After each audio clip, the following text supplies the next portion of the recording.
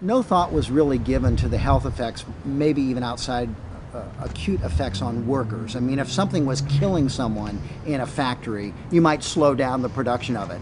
But once it was out into the environment, there were no laws, there were no regulations, there were no thresholds, and that is largely true today. I mean, one of our toughest talking points, both with reporters and with regular people, they just can't believe these chemicals aren't regulated, but they're not. A lot of these chemicals are post-war creations, so they entered commerce in the aftermath of World War II, at a time when safety testing requirements just didn't really exist.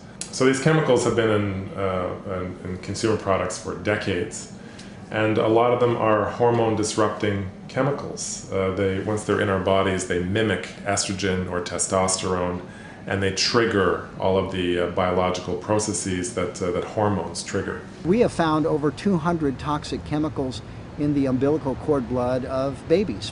So you're polluted before you're born. Some of those chemicals were banned 30 years ago, and they're still showing up in newborns today. So we have this incredibly disturbing legacy of pollutants that stick around for a long time. They're toxic. They get into our blood. And on top of that, we have a flood of new chemicals and uses of those chemicals in consumer products day in and day out that we're exposed to. It's often overwhelming when you think of 80,000 chemicals out there in commerce and how many are entering every day into our lives. Now, if you picture a tanker truck on the road filled with industrial chemicals that haven't been tested for safety, well, picture 2 of those, or 10, or 100. Picture 1,000 of those. Picture 100,000 of those tanker trucks, or 500,000 of them.